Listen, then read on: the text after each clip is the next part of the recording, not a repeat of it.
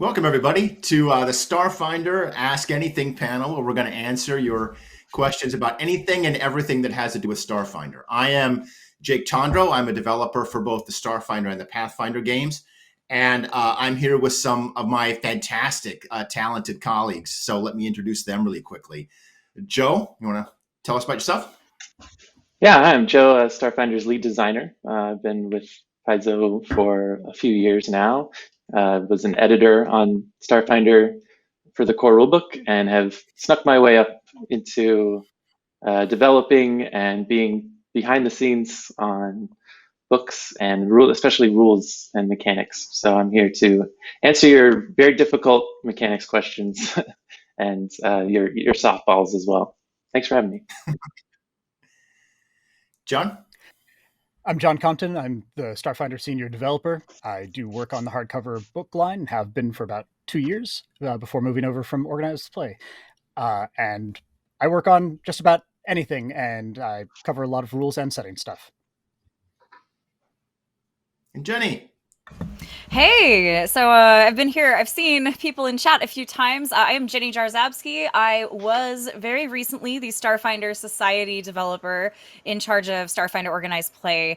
Seems like a lot of us find our way. Find our way here from there. And I am currently, I will be rather, taking on the role of developing modules and APs. So I will now be a Starfinder developer and probably stepping in to help out with like hardcovers and things like that as the team needs. And it's super exciting to all of us to have Jenny join the full-time Star Chamber. Aw, thank you. I cannot tell you how delighted we are to have you joining. Aww. I mean, it's bad for OP because we are stealing you like burglars, but well, it was destined to be because it's like, you know, all the Starfinder people have a name that starts with J now, except Thirsty. That's right. Still kind of he's that ghost in the drift that's just kind of like sometimes, you know, he's there in our creative meetings, but he also goes to Pathfinder like you do now, I guess. So he's, you know. that ghost in the drift. Jenny, just call it Canada. It's fine. Okay, fine. Okay. Now you know what's behind the real drift crisis. Dang it, I spoiled it. I'm so sorry. All right, so speaking of the drift crisis, this is something that a lot of you probably have questions about. I wanted to just make sure that everyone knows, like, this is a place that you can ask some of those questions and we can talk about it. The drift crisis is a big hardback that's coming out next year, but it's just the anchor for a line-wide crossover event that will include APs and one-shots and organized play, and it's all telling not just even one fantastic big story, it's actually telling dozens of individual stories and your stories. So all of that, you're going to have tools to do your own stuff with Drift Crisis, to make your own stories, maybe in either at your own table or in the Starfinder Infinite setting. But we'll also have APs that kick it off and end it, and there's a lot going on. So you'll be able to play in kind of the canonical Drift Crisis, but you'll also have infinite space to do your own stuff with it at your own tables. So if we haven't had a chance to really kind of unpack the Drift Crisis much for fans, so hopefully you'll have some questions about it and we can get into it a little bit today. All right, so let's start right away. We've got a list of questions already that we've assembled from Discord, and we'll have more adding on. So please don't hesitate to throw those into chat. We've got folks watching that and monitoring that. So let's dig into it. So one of our questions from Discord. One of my favorite things in Starfinder as a GM and a player is the profession skill. It's really useful and can be really fun for role play. What have been some of the Starfinder staff's favorite usages of the profession skill? Sounds like it's to all of us. So anybody want to jump in? Yeah. I mean, apparently all of us. John, please. One of the ones that is kind of a carryover from Pathfinder as well that's always been exciting is basically like profession sewer maintenance worker or something like that, where it's, right. You know, you're always going, whatever RPG you're doing, if it has any ounce of heroics, somehow that heroics ends up getting flushed down the sewer. And so sewer engineer or sanitation engineer just finds uses all over the place. Yeah. Joe? There's always a sewer level. Yeah.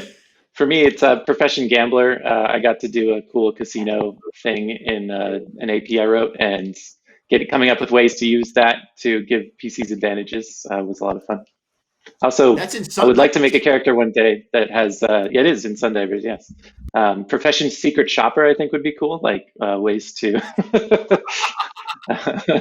I like the fact that we can use modern professions, right? Like, there's a gambling car in the Great Grav Train robbery adventure, and we point people to Sundivers for the gambling rules that you wrote. So awesome. those live again. Jenny? Oh gosh, there are so many possibilities. Like I like things like profession, like influencer and like blogger and stuff. I mean, we don't really technically have those listed in the rule book, but I mean, you could do it. But I think my favorite story is that I was tempted to write for my first Starfinder Society scenario back when I was still just a freelancer. Not just a freelancer, because our freelancers are awesome. But I remember I wrote a scenario for John, actually, for Pathfinder Society, and I tried to put profession no, it was the other way around. I tried to put profession sommelier in this because this was the Invar Tam scenario, and his mom had this like expensive wine in her office, because I was like, how do I give loot out? Like, they're not going to rob the place blind. They're trying to do like an info heist. And Thirsty was like, that's not a profession. That's weird. We can't do that. And so then John was like, well, would you like to do that in Pathfinder Society? And I was like, oh, yes, I would. But yeah, you can make Psalms in Starfinder if you want. That's fine. I support it. Yeah, the when I was doing Five for Your Die, of course, that's focused on professions, right? Like, it's really kind of a working class story. And so what I loved is that I was able to use the free trader archetype that appears in Character Operations Manual. And it specifically allows you to re-roll some of your profession skills when you're doing stuff like negotiating for cargo.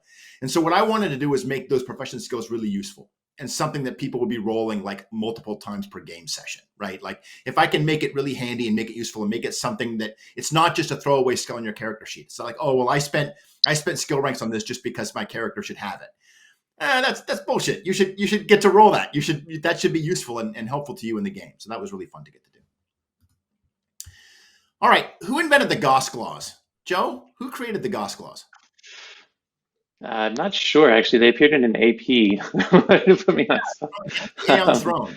If only we had Jason Keeley here for us. And the question is are there plans to include the Goss clause species from the Against the Aeon Throne in organized play? Jenny? I actually have a whole document of species that we've gone through and looked at all of the actually I can probably look it up and like come back to this in chat, but we Alex and I went through and we tried to take all of the new species from hardcovers and from adventure paths and get them together and say, like, okay, which one of these would make sense to always be available, and assign ACP values for the others. So I remember, I'm sure it's on there. I can go check it out for you. There are very few that are just straight up like, this will never happen, except maybe a charity, like you can donate to charity at a con and get a boon, or, go to a special event and get it as a prize, essentially. But most will at some point cycle into use. So come back to me on that. I'm going to actually look that up real quick. And just looking at the credits page of Against the Aeon Throne Volume 2, it looks like all of those creatures were invented by Saif Ansari. Oh, fantastic. Oh, yeah. And we... all right, so...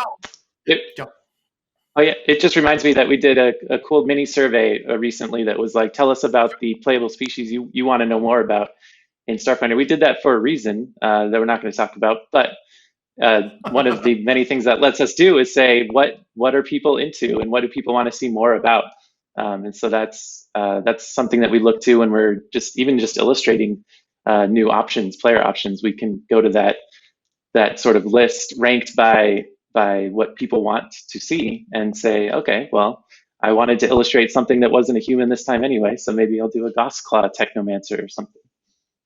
And we're hoping to do a lot more of those little surveys in the future. They're pretty easy to do, and they get us a lot of great feedback from fans and players. Yeah. All right. How powerful is the Dominion of the Black in Starfinder? Are they a galactic threat like the Swarm, or more like a controls a few systems like the Aslanti Star Empire? John, strong feelings?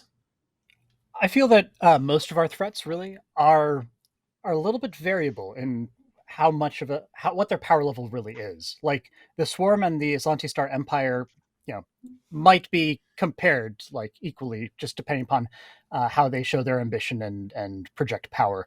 I see Dominion of the Black as being kind of similar, but whereas the Swarm is very aggressive, whereas the Aslanti Star Empire is fairly sinister and cunning in how it goes about its business, the Dominion of the Black strikes me as a little bit more of a lurking or sleeping beast, where it's out there, it's occasionally doing its thing on the fringes, and we hope that it never really turns its attention inward, because at that point, it will become one of those big threats.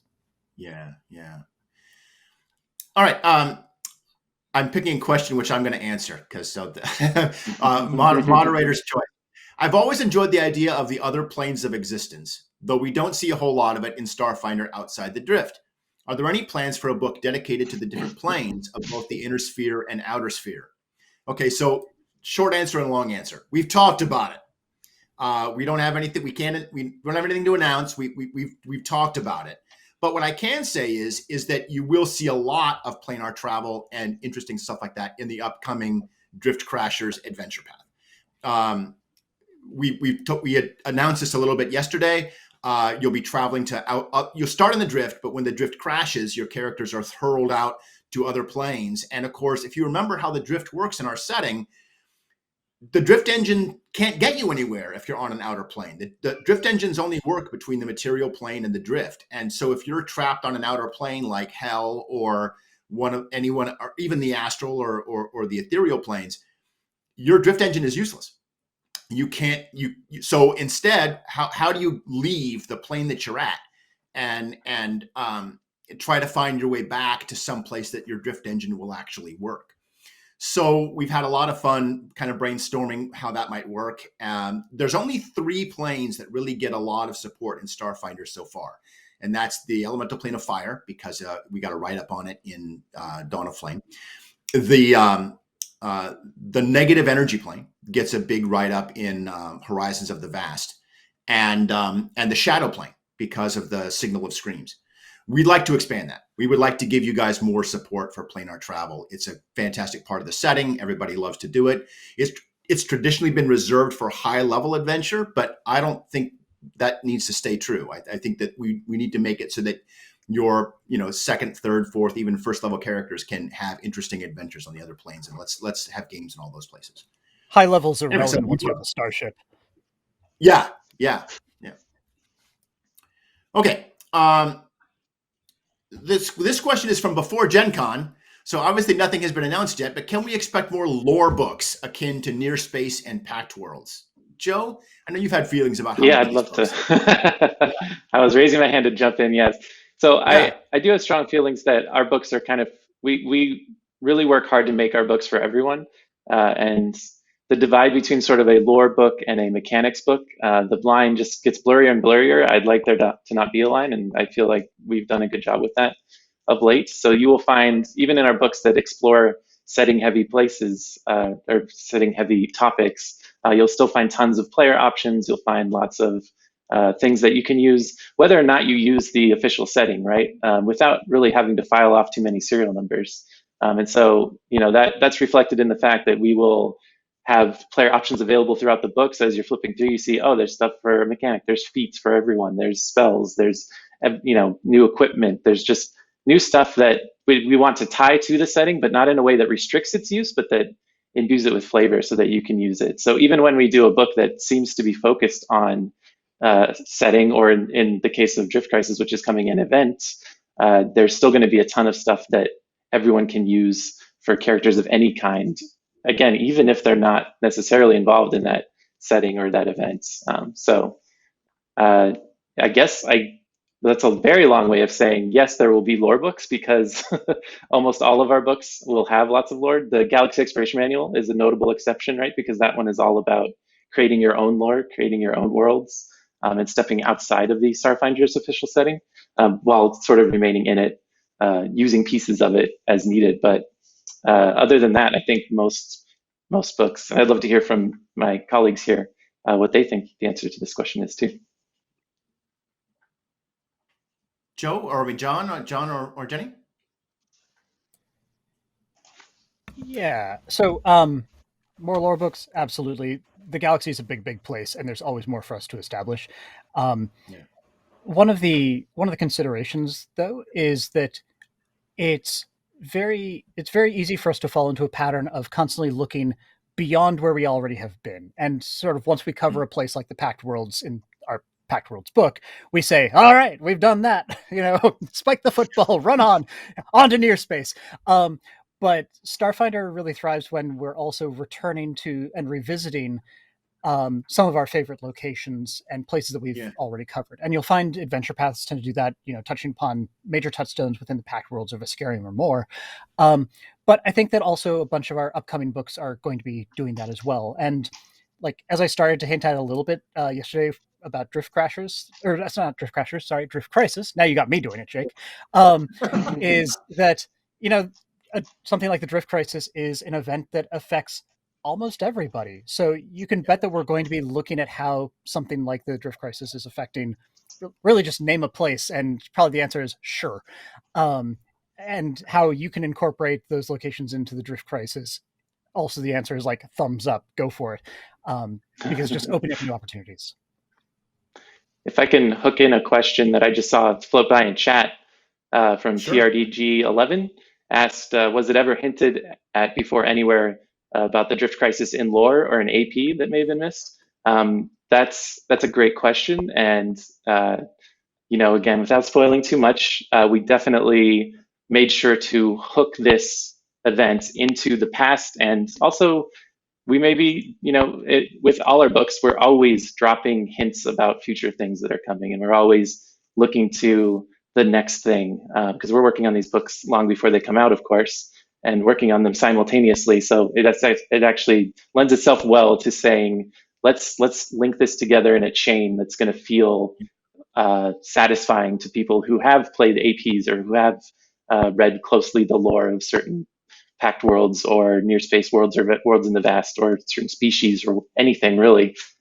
There's always that drive on our end to link those things together, and like John was saying, sort of revisit things that we've established and that people respond to, which we learn about from events like this and from surveys and all sorts of places. So thanks to everyone for being vocal about what you're interested in so that we can add that to what we're interested in and make this even better. Jenny?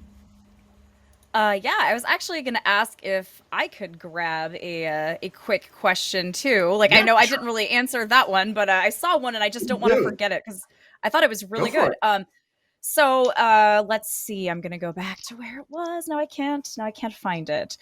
Oh yeah, JW Mangram asks, how do you envision the upper levels of the ring on Absalom Station? If you look up, are you looking into space or a ceiling? And, the art has this dome that's over the station, and it's a protective dome. And so I explore some of this in the Starfinder Society intro Year of the Data Scourge that just came out, number 4-01 in the Starfinder Society numbering. You get to see a little bit of a cinematic as this dome that covers the, that kind of protects Absalom Station is kind of stuttering due to the digital, virus that's corrupted everything and that the PCs are trying to, troubleshoot and deal with. I definitely think that if you look up, you would just see this kind of I feel like they could change it, right? Because sometimes it could be an opaque ceiling and it could mimic the stars or the sky or something like that. But that's how I've always envisioned it anyway. And then it could be made transparent and you would see space outside. And I guess if the shield came up, it might be more of an opaque shield. But I don't know what the other folks might have slightly different answers. Well, one thing we know from the Pact Worlds write-up is that Absalom Station does have a day-night cycle, or an artificial day-night cycle. So I suspect some of that is done through the dome, and just how they change the opacity or luminescence of it, etc. So we've got a couple of short questions here that we can answer pretty swiftly. We had a question about drift crashers. This is from the Howl Wizard. It was said already, Drift Crashers is a 3-volume AP. Does it start with the pieces at level 1? And what level does it take you to? I can answer that. Yes, it starts at level 1.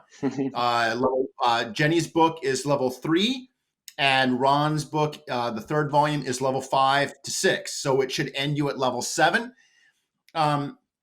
When we were throwing around, Drift Crisis was this wonderful, fantastic experience where we were all kind of just brainstorming it. And at one point, Joe compared it to like a giant menu of possible stories, and everyone could kind of come in and pick which part they wanted off that menu, right? Like and I was there with the red pen to circle the low level AP. That's what I wanted, because we know that like the 3-volume low level APs are very popular. Against the Aeon Throne is one of our most popular APs. People play it a lot, and I think that's because it's shorter. It's only 3 books instead of 6, so it's easier to find the time to do it. It's level 1, so you can start right away, and it's in print, unlike some of our other level 1 adventures like Dead Sons, which is just hard to find now because it was our very first adventure path, and the first book is out of print. So I wanted to do this because I have one simple goal. I want to make games people play. and if I make a 3-book level 1 AP, there's much more chances people will actually play it. So yeah. Joe, I really like Deck of Many Worlds. Yeah. This is a question from Turin DM. I really like Deck of Many Worlds. Will we have a new expansion deck with new options? Yes, please. Let's do that. There's no plans to. Wow, I just saw John. Careful, John. There's something on your. Okay, no, you'll be fine. I welcome new John. I'm here for the victories. I just saw it. Yeah, I thank you, Jake, for giving me the opportunity to not shut up about the Deck of Many Worlds, which I'll talk about at any drop of a hat. But it is the thing that lets you make new worlds and come up with adventure hooks, and their combinations just inspire a lot of interesting stories. I would love to do another one. I don't think we have any plans to do that right now, but as long as people keep asking, the odds go up that we will get to do some kind of expansion or some other thing. So thanks for asking. Yeah, sure. Jenny, you're our new AP developer, so let's see what you think. This is from TRDG 11. Could there be a Battlestar Galactica type military AP at some point sooner or later? You know, that it's funny because that is actually not necessarily that exact flavor, but a military style AP is something that I'm very interested in. I don't know if that will be what we do next, or if we ever get to it, or if we, meld that in with some other concepts. But that is something that I very much would like to see. And so yeah, I mean, if you're interested in that, just stick around because it may happen. Chances are. John, I have a question for you about Tech Revolution. This came from our Discord channel before the panel started. And it's about the Technomancer, the alternative class features for the Technomancer in Tech Revolution. And as I understand it, the Technomancer has a drone option in there. How does that differ from the mechanics drone? And how does it not make a mechanic superfluous in any group? I can't look at you without laughing with the squid on your head. I'm being very serious. I have both this squid that Linda bought for me at some point, as well as this otter that I was provided as part of a charity game at one point. So the Technomancer has a drone option in Tech Revolution. You give up a portion of your spellcasting potential. You give up a bunch of your spell cache and spell capacitor. But in turn, you get a mechanic drone, and you get far less of the automatic advancement that a mechanic with a drone would normally have, where you're getting like drone mods every 2 levels or so. And instead, you are able to spend some of your magic hacks that you would normally gain at 2nd level and every 3 levels thereafter to buy up some drone mods, so that at the very least you're not limited to your starting mods, but you aren't going to match what a mechanic with a drone could quite do. So a little bit less spellcasting versatility, a little bit more playing around with drones and whatnot, and also expanding our drone options so that they apply to more than just one class, which is always fantastic. There goes the squid. So the thing that is relevant, though, that I've seen brought up a couple of times is that the way that Technomancer option is written is that it doesn't say anything about the mechanics custom rig, and the mechanics custom rig is mentioned every once in a while in the drone entry as a way of like doing things like you can use your custom rig in order to swap out the weapon with an hour of time, and like the custom rig is sort of a formality for the mechanic in that case, but it's a kind of technicality for the Technomancer, and that is like limiting the Technomancer in that way is not what we intended. So that's something we'll probably have to revisit and just file a little flag for. Interesting. Okay, cool. Joe, question for you on Galaxy Exploration Manual. In Galaxy Exploration Manual, the Aslanti Star Empire is listed on the same intergalactic tech level as the Civ Dominion and the Kishali. Is this referring to their current capabilities, or the certain plot device engine that exists in the against the Aeon Throne? Are they just registered as intergalactic because of that one thing, or is the whole empire at that level of technology? I appreciate that sort of spoiler-free question to our questioner, so thank you for that. This is in reference to a section in the tech section, the technology section of the Galaxy Exploration Manual that tells you gives you tips on how to run a high tech, a medium tech, or a low tech setting, or world or whatever. And there is a chart in there that talks about different tech levels that a place might have, and gives examples of what sort of technology they might have access to, and also some in-setting examples that we've published. And so this question is asking, right, the Kishali and the Civ,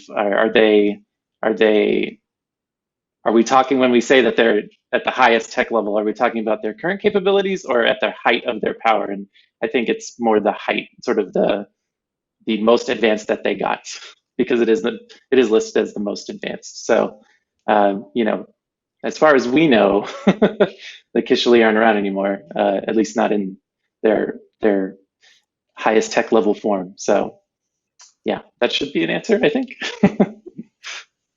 So this is kind of for everybody. I thought maybe we start with Jenny. The Vesk seem to become more evil and oppressive the more we hear about them. Is that an intentional change, and was previous material based on the fact that the Veskarium and the Pact Worlds kind of have to work together because they are scared of the Swarm? Are we making the Vesk more evil, or have they always been this way and we just didn't know? Jenny, what do you think? That's a really good question. I feel like the Vesk have always had some practices that their government has been oppressive, and I think it's something that maybe now the Pact Worlds is able to think about more, because like you'd mentioned, without the immediate threat of the Swarm, there's not like an ongoing like, well, we have to unify even if we don't agree with you to basically save all civilization against this like ravenous force. So now that they don't have a common enemy, there's starting to be cracks. I see it as there could be cracks in the alliance. Maybe there's not cracks in the alliance, but some Pact Worlders are not happy with it, and maybe others are fine with it. Maybe some ignore it. I mean, we never let politics get into games. Like there's never any politics in games. But I definitely think the Vesk have always been that way, and I feel like we're just seeing more. And I feel like, especially in Starfinder Society, which will hopefully be bleeding more into the setting as a whole, because it is part of the setting, that we will start to see some opportunities for maybe some changes or attempts at changes within the Veskarium, or at least questioning of that regime. Yeah, the guys have sci-fi often. Yeah, sci-fi oftentimes depends on that like hard choices sort of situation or difficult bedfellows, and the Veskarium is very much one of those for the Pact Worlds, where we needed the Veskarium because the Swarm was a mutual threat. And now that we've had a decade or two of calming things down and self-reflection, we can look back at the Veskarium and be like, I mean, we fought really well together alongside one another, but whew, dang, have you seen what they do on, I don't know, name any planet? And so I think that there's always room for examination of a place like the Veskarium, both from inside and from outside, and determining what's the best fit for your campaign, especially because, like, for some, the Veskarium is that unshakable rock of the galactic defense. For others, though, the Veskarium is going to strike you as it's going to be like that group that that you want to fight against. It's the tyranny to overthrow, and it occupies just enough of a gray area for you to use it however you like. But we're very cognizant of its tricky reputation. Joe? Yeah, I mean, I think Near Space lays out pretty well, tries to tell that story of how can this be a core species available to you in our core rulebook, and also be the part of the most evil empire. Like, I think there's plenty to learn from our Near Space entry on the Veskarium in particular, which was, yes, looked at very closely for those very issues. Yeah, the Veskarium has always been lawful evil, right? Like, even from the core rulebook, their patron deity is lawful evil. I think they've always been this bad, but a lot of it was just we didn't have the room. Like, if you think about the Vesk get one page in the core rulebook, and we just didn't have room to really expand it. And when we got that room, we got a chance to really show the fact that the Veskarium is a military dictatorship, that they've conquered every sapient species in their home system. And we can come up with a lot of excuses for that, like, oh, the Skittermanders were just trying to help, or the Ishtikris are easy to get along with. I mean, but it's still a military dictatorship that conquered every species in its system, right? Like, those specifics do not change the fact that we have two empires in our setting, the Aslanti Star Empire and the Veskarium, and they are both tyrannical. Empires are not always tyrannical, but ours are. It's interesting that we have that similarity. They're both designed, like, their economies and their governmental structures are designed to be constantly conquering new territory.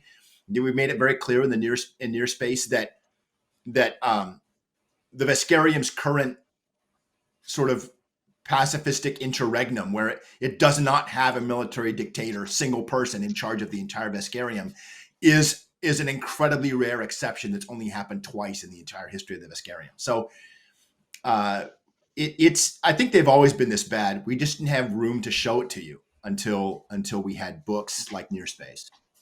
Yeah. And actually, Jake, if I could cut in, because that made me think about something.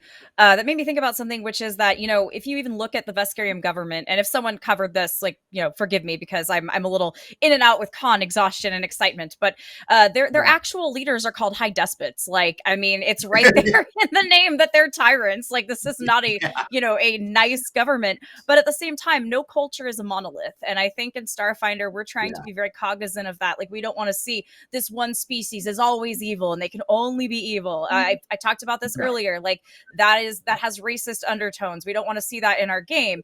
But I do so, individual Vesks might not agree with their government, or they might live somewhere else. They don't live in the Veskarium. They were born and raised elsewhere, because the galaxy is pretty multicultural in Starfinder. But there are, and even if you look at Near Space, there are some high despots who are trying to use their position to affect change. Like, there's Tarek Kahan and the actual Patra high despot, who wants to try to get back to his homeland, possibly to maybe get a little more control and independence for the Patras there. There's one that is very very benevolent, not benevolent, that's not the right word, but just wants to work with leaders from the indigenous species in, on her world that she commands. So it's not great, but I feel like even within the Veskarium, there's those seeds of hope. So it is, I do think it's always been an evil empire, absolutely. But it is not just this, Saturday morning cartoon, cackling evil villain with, twirling the mustache. Like, there's some nuance there, I like to think. Yeah, I agree. Joe, we have a question here from Rhinox Rex. How did the evolutionist playtest go? It is still going. Yeah, that's a great question. The evolutionist playtest is moving along swiftly. We've gotten a fair number of surveys back. We could always use more. So if you have had the chance to go to Starfinder, starfinderplaytest.com should redirect you, or if you Google it, it'll be up there. on the list. And that's where you can grab a PDF for the new class, the Evolutionist. And you can try it out in an AP or in a Starfinder Society scenario or just a home game, and let us know what you think. So it's going well. We have gotten a lot of feedback about the complexity of the class, about certain, specific aspects of its ability to attack and function sort of outside of combat, things like that. Lots to look into. So there's definitely going to be a lot of changes to this class that are going to make it even better. So I'm already excited. We got to share some of the art, some sketches for what the iconic will look like. So if you haven't gotten to see that, that's on our blog, one of our recent blogs about the playtest. And we will have one coming up too that will let you know kind of what we're looking at potentially changing, and how the playtest did go. It ends next Friday, so you have the rest of this weekend and a little bit of next week too. And honestly, if you sneak in some play on Saturday and Sunday and you want to fill out a survey, I probably won't close the official survey until Monday morning, Pacific time. So you can sneak in there and get us some feedback. Always really appreciated. We also have forums that you can let us know what you think, but getting a lot of really good constructive feedback there. So thanks. That gives me an opportunity to say thank you to everyone who is participating in that and checking it out. Now, John, this is an unfair question because you don't get to make the adventure. Oh, that's pass, the best type. But this has got your name all over it, so I have to ask you. This is from River Ray. Is there any chance of an urban corporate intrigue Shadowrun style AP at some point? Ooh. I think there's always the possibility of that sort of thing. One of the considerations whenever we're thinking about adventure paths, especially when we're considering like a 3-volume or a 6-volume AP, is like, what does the arc of it look like? What is the room for the characters to grow over the course of things? And also, how long can we keep a certain theme fresh, but also consistently accessible within the course of the AP? Like, for example, if we did a 6-part AP that was entirely about using the Starship chase mechanic from Starship Operation Manual, like the first volume, you'd be like, yeah, we're doing this thing. And after that, you'd be like, oh gosh, we're still using these chase rules, aren't we? And by volume 6, you'd probably be done with it. For sure. It's the same sort of question when we look at something like a Shadowrun-esque corporate, urban, intrigue, etc. Sort of AP is, what's going to be the right size for it, and how are we going to make sure that we can keep that theme consistent from start to finish? But there are so many locations in Starfinder that are a great fit for it, and Starfinder is so versatile a system and setting that we can absolutely make that sort of thing work. I mean, for those of you that are out there that don't know, the reason why I asked this is because John is our biggest Shadowrun fan in the group. You cannot see it, but off camera to the right is his stack of Shadowrun books, which are like the boxes are on top of his in his office there, right? Yeah. So anyway, Jenny, we have a question here which I think is about scenarios. So that sounds like an OP issue. Sure. Yeah, I can take how that. crazy will the drift crisis affect scenarios? Are we linking those together? How is the drift crisis and the OP going to intersect? So, and some of this will have to be with my successor, who is coming on board very soon to help as I transition fully into the Star Chamber and kind of step back from OP and let that person step up. And I promise they're awesome. You'll see soon, but they are awesome. So I do think there will be some Starfinders, some Drift Crisis tie-ins with the Starfinder Society. I would expect anywhere from like 2 to 4 scenarios in a season. So you'll get a few, like you'll get a chance to play with it. It will definitely affect the society because, I mean, they travel throughout the galaxy, researching and exploring, adventuring. So the drift is something very important to them. If anything happens with it or gets weird, it is going to be a problem that they need to deal with, or at least they have to encounter and react to. But it will not be like, for those of you who remember the old Pathfinder Society campaign, like the seasons, it will not be Year of the Drift Crisis. Like, we will not have Year of nothing but Drift Crisis. We won't do that. It's cool. We also want the APs to explore it some, because we're going to have some other adventures that that get to play in those waters, not just org play. I've got a quick question that I can answer here. This is from the How Wizard. Has there been any talk of a type of time travel adventure path? Possibly the PCs have limited time in this other time before they get pulled back. Yes. Moving on. I can't reveal anything, but we've talked about time. Honestly, and to give a more serious answer, the precog opened up a lot of this, I think, for us. The precog specifically gets their powers from these sort of crisis moments in the time stream. What are those called, Joe? I've forgotten.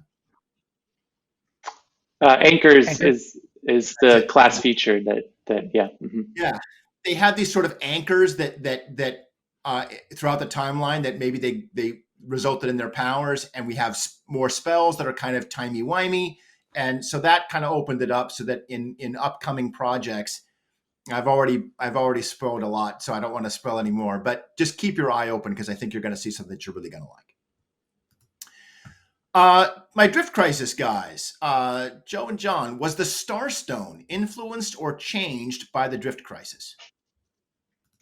That is a really great question. That is something, so we've talked a little bit about how the Drift Crisis is something's going wrong with the Drift. And we know that the Starstone, part of its power is creating a point to which you can travel most quickly using the Drift, which is our hyperspace sort of plane that allows faster than light travel.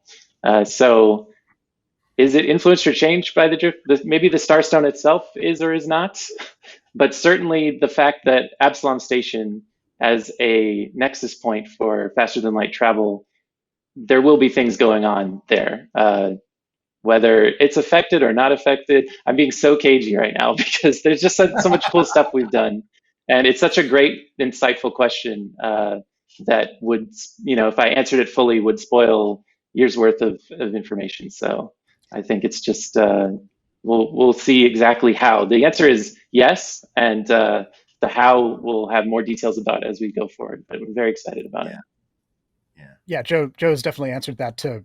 I can't add anything more to Joe's answer other than to say that if you look to anything in our setting that deals with the Drift and you say, but might the Drift Crisis have done something to this?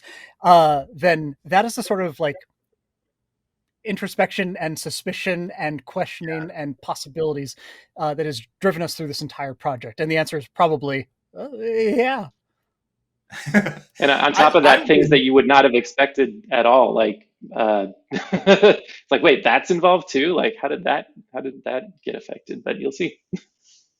I would really love to see authors and players and GMs out there writing Starfinder Infinite stuff that just spins off of the Drift Crisis, because there's a whole galaxy of stories hooked into the Drift Crisis, and we can't tell all of them, and there's so much stuff that we just don't have time to do, and you guys can do better than us. So I would love to see that. I also want to see Starfinder fan fiction. So if y'all like our NPCs in our setting, please write it and tag me on Twitter because I want to read it. Yeah, absolutely. And you can totally do that. You can do fan fiction. You can do non-game rule stuff. Like, absolutely. I think Aaron Shanks is on Twitter saying, okay, I want to see like a bar review write-ups for everywhere in the pack. Yeah.